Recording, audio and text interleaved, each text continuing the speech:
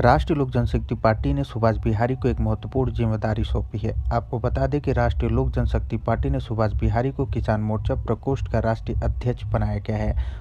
वहीं इस जिम्मेदारी को निभाते हुए सुभाष बिहारी ने प्रेस कॉन्फ्रेंस करते हुए आखिर क्या कुछ कहा, आइए सुनवाते हैं। मैं अपने आप को धन्य समझता हूं कि हमारे नेता किसी भी चुनौतीपूर्ण जिम्मेवारी के लिए मुझे लायक समझते हैं और किसी भी संगठन की खूबसूरती यही है कि अलग अलग समय में अलग अलग जिम्मेवारी उसको दिया जाए और उस जिम्मेवारी पर अगर वो खरे उतरता है तो निश्चित रूप से हमारे जैसे कार्यकर्ताओं का भी मनोबल और आत्मविश्वास बढ़ता है और काम करने का अनुभव भी बढ़ता है। जिम्मेदारी जब मिलता है और लड़ने वाले जवान को, सिपाही को अगर पीटी नहीं कराया जाए और उसको मैदान में नहीं भेजा जाए तो धीरे धीरे जवान वो निष्क्रिय हो जाता है।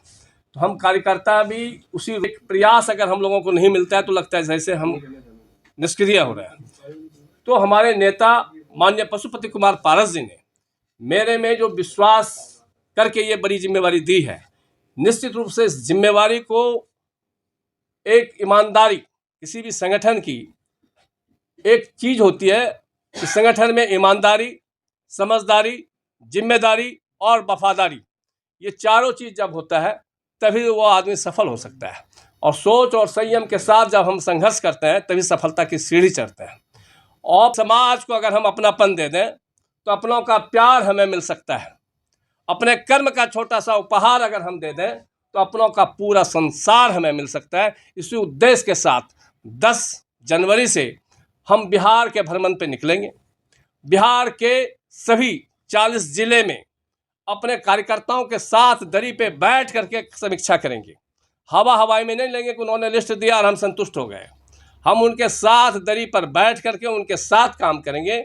जिस जिला में जाएंगे वो हमारे जिला अध्यक्ष नेता होंगे। हम उनके साथ कार्यकर्ता के रूप में संगठन को मजबूत करने का काम करेंगे, अपने सभी साथियों का मनोबल और आत्मविश्वास को बढ़ाने का काम करेंगे। इससे अच्छा बजट ही नहीं हो सकता।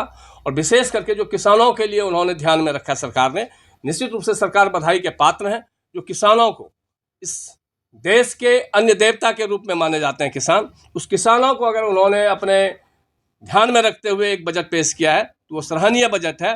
और उस बजट से किसानों को कैसे जोड़ा जाए ये हमारा प्रयास रहेगा। को बहुत बड़ी जिम्मेवारी मिली है और बहुत अहम जिम्मेवारी मिली है। यह देश हमारा कृषि प्रधान देश है। यह देश किसानों का है। जय जवान जय किसान का देश है। इसलिए किसान प्रकोष्ठ का इनको राष्ट्रीय अध्यक्ष बनाया गया है। एक बड़ी जिम्मेवारी है।